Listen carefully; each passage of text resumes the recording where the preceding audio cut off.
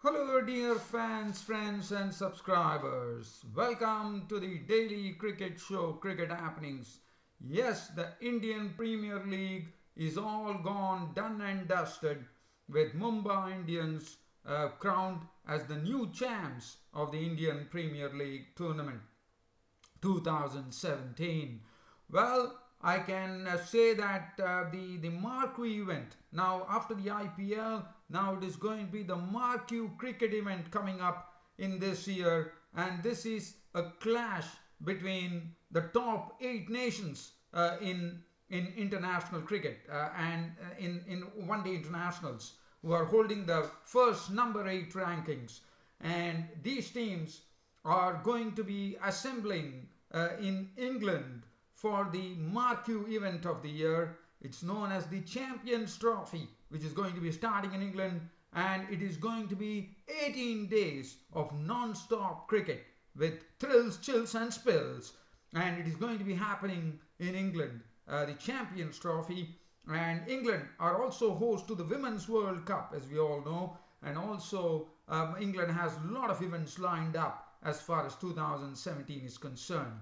So Champions Trophy in England, June, it starts on 1st of June, goes up till 18th of June, when the grand finale will be played. I'm sure it's the Mecca of English cricket, Lord's Cricket Ground. I didn't even see the schedule. I'm just doing a wild guess here, because I know that the Mecca of English cricket, or world cricket, I would say, that the Lord's Cricket Ground, it should be the one which should be hosting the final of the Champions Trophy. And as I said, top 8 nations in one-day internationals would compete in the Champions Trophy. So it's non-stop entertainment as far as cricket is concerned from 1st of June to 18th of June. Well, so that is something that we have to wait. You know, the teams have already, all the teams have actually given their 15-man squads, and that is something which is going to happen from June 1st. So that is something that can wait now. But as I said, this is the main event of main cricket event of 2017. Now, what I'm going to look at, as you know, there's not much cricket after the Indian Premier League has ended, but definitely there is some cricket news that I would like to share with you, dear friends and subscribers. You might be surprised, but it is an upset. Now, as you know, Sri Lanka, some of the teams are already there in England, as you know, and yesterday, as you would know, the news came up that the Pakistan's cricket player, or the batsman, Umar Akmal, was flown back to Pakistan, the reason being that he failed a fitness test, which was sad. But but also, as I said, a lot of teams are there in England actually getting those practices, getting used to the pitches in England, so that they are very ready for the Champions Trophy. And yesterday, Scotland took Sri Lanka totally by surprise, as Scotland won the match at the Kent County Cricket Ground in Beckenham by 7 wickets. What a victory that was. I mean, this was a very convincing victory by Scotland, because Sri Lanka actually, it was a big upset. And even though it's a preparation match with the Sri Lankan team playing with a full team, it was a preparation for the Champions Trophy, but this was an upset. Scotland winning the match against Sri Lanka by 7 wickets. So that's the precise reason I'm going to talk about this particular match today on this cricket show. 287 all-out Sri Lanka in the 50 overs, and Scotland, by virtue of a record opening partnership that happened between the Scottish openers, Matthew Cross and Kyle Coetzer, the captain, they went on to slam 201 runs. They put up a partnership of 201 runs to actually win the match by 7 wickets. A very convincing victory at that.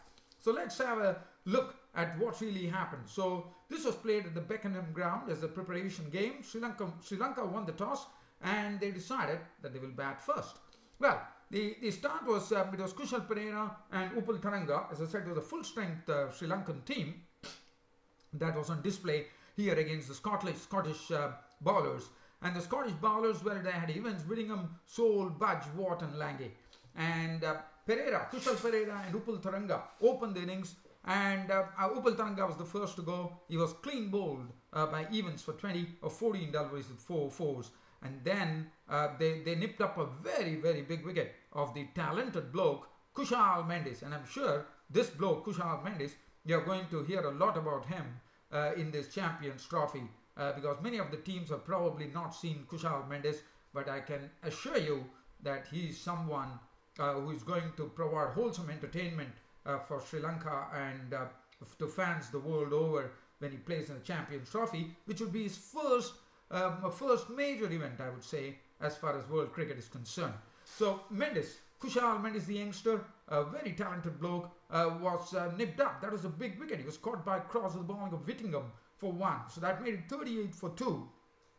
After that, Chandimal came in and then slowly they recovered. From 38 for 2, the Sri Lankans started their recovery phase through the batting efforts of Kushal Perera and Dinesh Chandimal at the crease. So Dinesh Chandimal and Perera did a good job. They pushed the score on to 115, and that was the time Perera fell to the bowling of De Longe for 57 of 59 deliveries with 8 fours.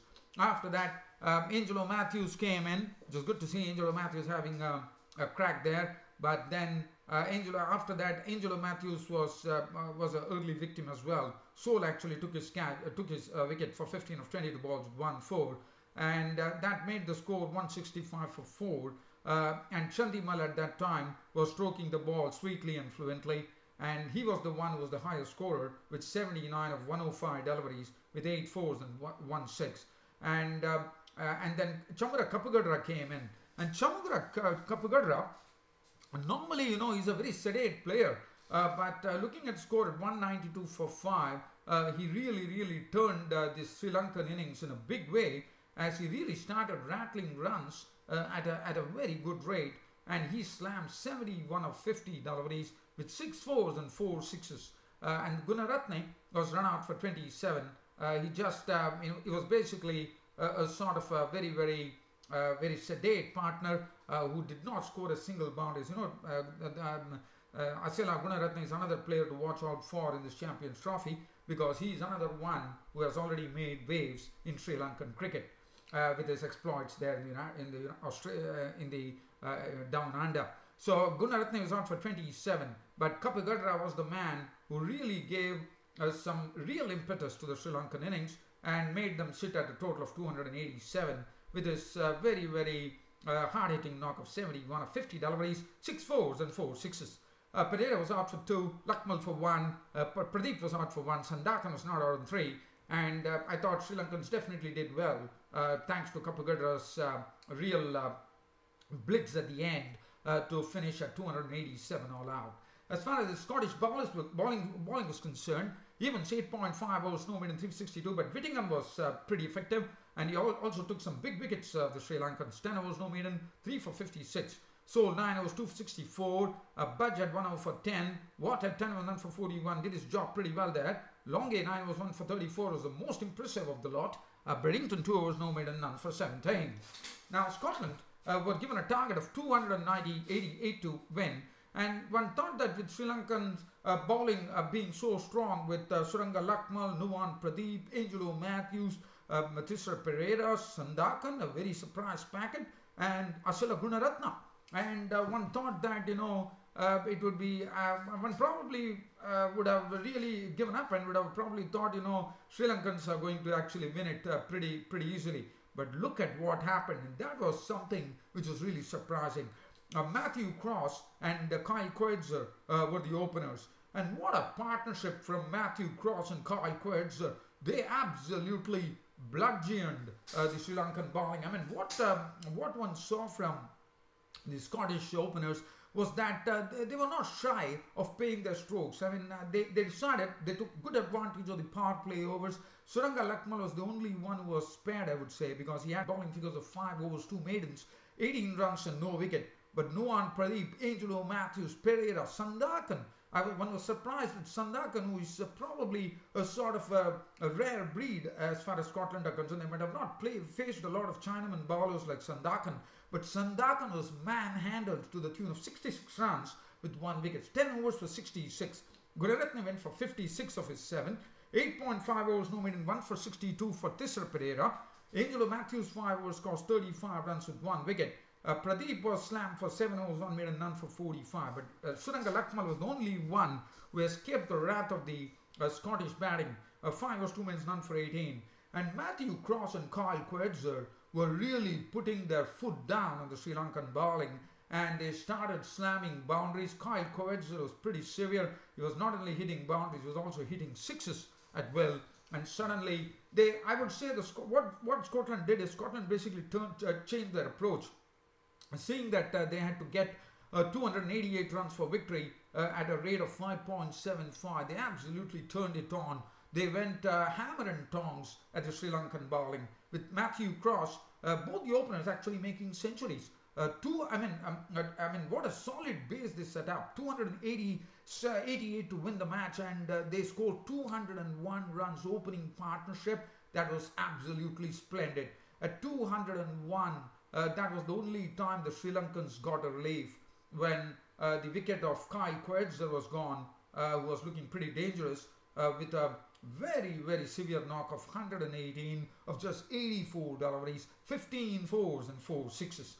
After that, we saw Matthew Cross was there in the middle with Callum McLeod. Callum McLeod was out to the bowling of Sandakan for 2. Berrington caught and bowled Matthews for 19 of 32 balls.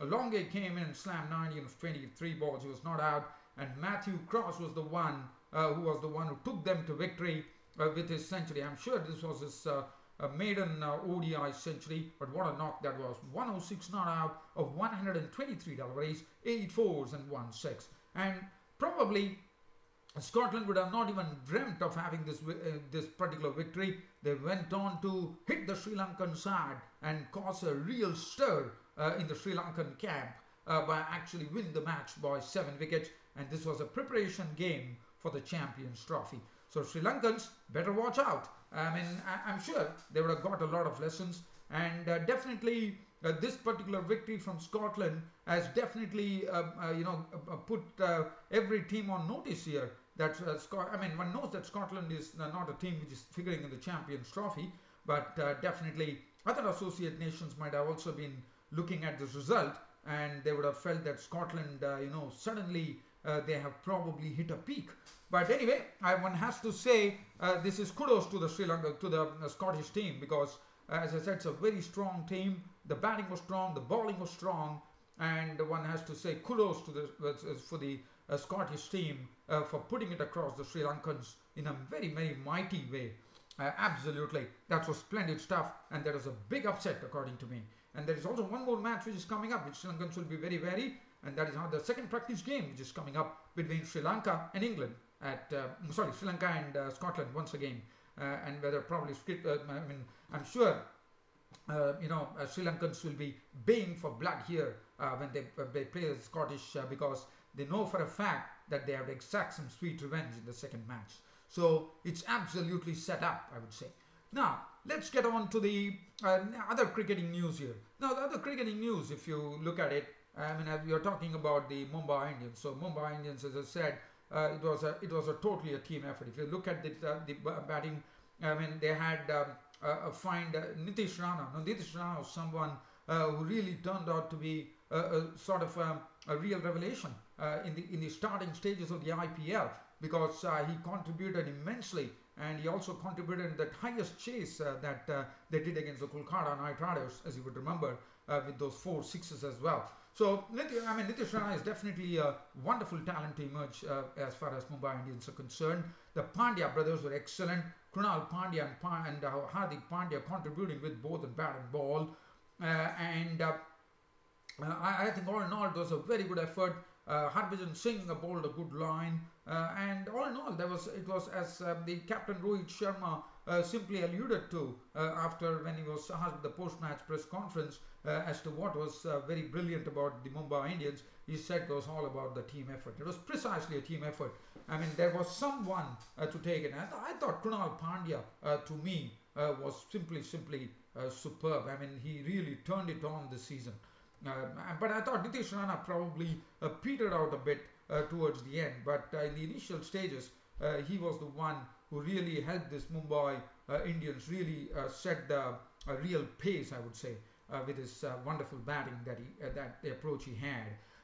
And as I said, there's not much to really talk about as far as today's cricket show is concerned. It was all about the Sri Lankans apple cart being upset by the Scottish team. I mean, the Scotland upsetting Sri Lanka, and what a victory! 7-wicket victory in a very I wouldn't say a very high scoring game, but a decent high scoring game.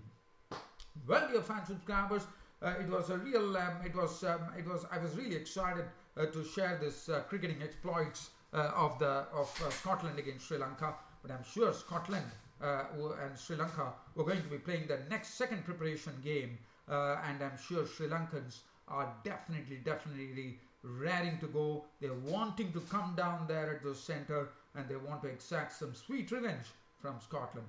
But Scotland is someone who have already shown that they have already started roaring.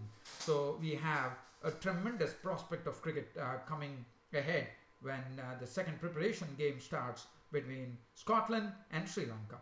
Well, that's about it, dear fans, friends, subscribers. As far as okay, but just before I go, let me just talk a bit about the rising Pune Super Giants. My commiserations to them. They really played like rising Pune Super Giants. They lived up to their reputation, I thought, because basically, if you look at the names, rising Pune Super Giants. So initially, when they started the IPL, they were actually lagging behind. They were not really. They could not set the pace. There was some sort of chinks that they need to iron up in their cricket team, which they did. But they had a lot of talented blokes. Tripathi was a sort of a real sensation in the rising Pune Super Giants team. The reason being that he's such an aggressive bloke. I mean, what one likes about the approach is Rahul Tripathi is a gung-ho approach. He's not a person who's shying away to come down the wicket, even to the pace bowlers, and that really says a lot.